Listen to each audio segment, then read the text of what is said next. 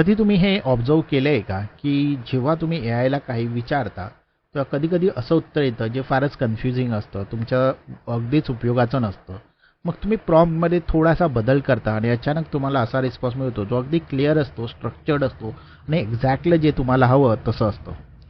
मग तुम्ही करता तरी काय? तुम्ही काय बदलता? तर सोपं उत्तर आहे तुमचा प्रॉम्प्ट स्ट्रक्चर. या सेक्शनमध्ये आपण समजून घेणार आहोत anatomy of a good prompt, bad prompt आणि गुड प्रॉम्प्ट कंपेअर करून स्टेप बाय स्टेप आपण ते समजून घेणार आहोत. सुरुवात करूया एका बॅड प्रॉम्प्टपासून. हा एक सिंपल प्रॉम्प्ट बघा. Write a blog post about Sitecore. पहिल्या नजरेत हा जरी ठीक वाटला तरी हा ॲक्च्युली एक बॅड प्रॉम्प्ट आहे. चला समजून घेऊ यात प्रॉब्लेम काय आहे. पहिला प्रॉब्लेम आहे रोल. एआयला कळतच नाही की तुमचा लेवल काय आहे. तुम्ही डेव्हलपर आहात, आर्किटेक्ट आहात की बिगिनर आहात. रोल नसला की रिस्पॉन्स जनरिक होतो.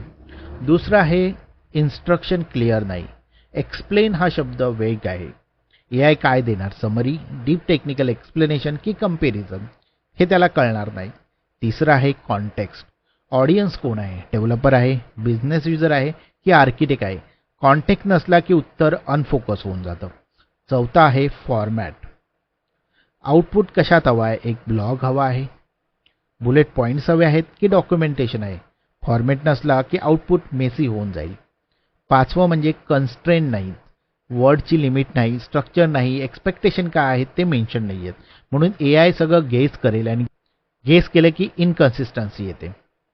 आणि रिझल्ट खूप जनरिक आन्सर मिळेल किंवा खूप ब्रॉड आन्सर मिळेल किंवा खूप टेक्निकल आन्सर मिळेल. म्हणजे काय तर तुमचा वेळ वाया जाईल प्रॉम्प्ट पुन्हा पुन्हा बदलण्यात.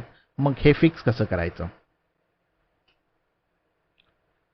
आता एक गुड प्रॉम्प्ट बघू. आता इथे काय लिहिलंय बघा.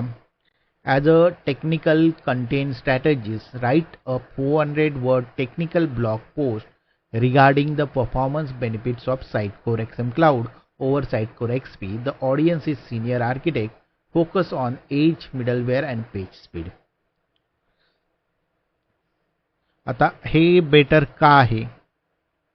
पहिलं म्हणजे जर तुम्ही पाहिलं तर रोल, टेक्निकल कंटेंट स्ट्रॅटेजीज. आता एआयला कळतं टोन काय हवा आहे, एक्सपर्टीज लेवल काय आहे, रायटिंग स्टाईल कशी हवी आहे, क्वालिटी लगेच इम्प्रूव्ह होणार. दुसरं काय तर instruction, focus on edge, middleware and page speed. हे स्पष्टपणे लिहिलं आहे. आता एआयला एक्झॅक्टली कळतं की काय हायलाईट करायचं आहे, गेस करणार नाही. तिसरं काय तर कॉन्टेक्स्ट. काय लिहिलंय? Audience is senior architect.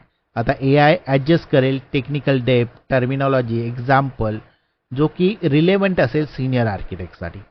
चौथं काय आहे तर फॉर्मॅट. काय लिहिलंय? 400 वर्ड टेक्निकल ब्लॉग म्हणजे आउटपुट लगेच बनतो.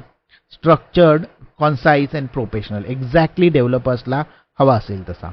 आणि रिझल्ट क्लिअर, स्ट्रक्चर्ड, रिलेव्हंट आणि प्रोडक्शन रेडी आउटपुट. हेच आहे गुड प्रॉम्प्टची पॉवर. पुढच्या वेळी जेव्हा प्रॉम्प्ट लिहायला एक सिंपल फ्रेमवर्क लक्षात ठेवा. Role, instruction, context, format, constraint आणि हीच आहे anatomy of a good prompt. हे मास्टर केलं तर तुमचं एआय रिझल्ट ड्रॅस्टिकली इम्प्रूव्ह होऊन जाईल.